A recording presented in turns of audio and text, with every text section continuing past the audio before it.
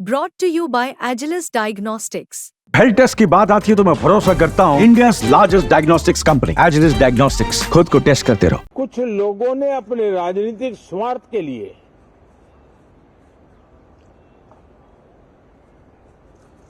जिनको जनता ने अस्वीकार किया है, वे संसद को भी मुट्ठी भर लोगों के हुड़दंगबाजी से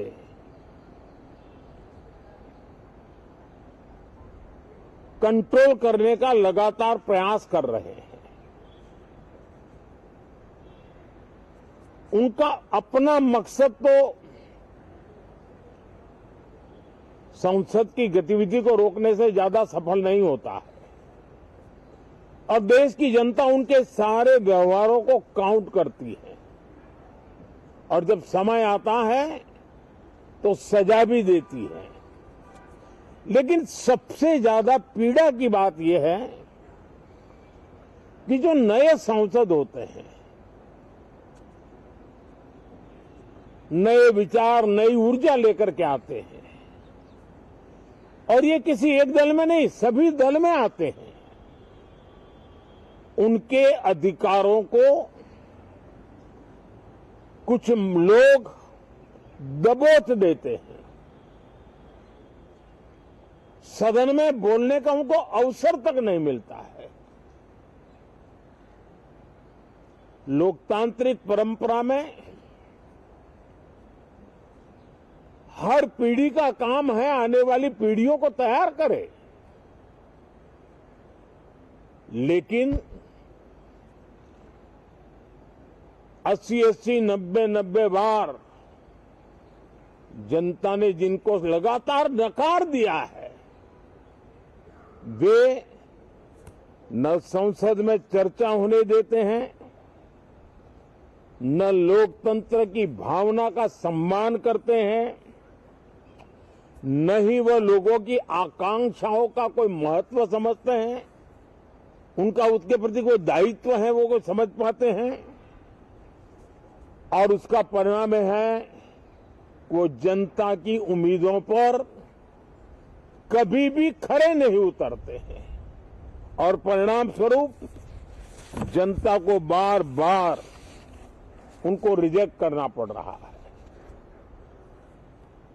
साथियों, ये सदन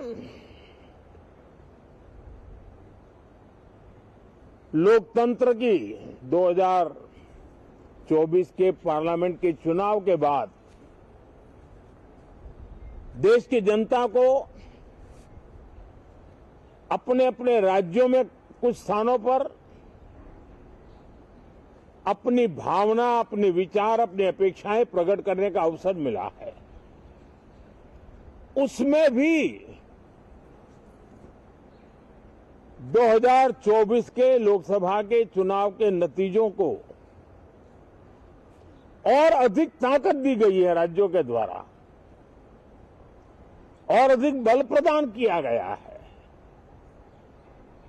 और अधिक समर्थन का व्याप बढ़ा है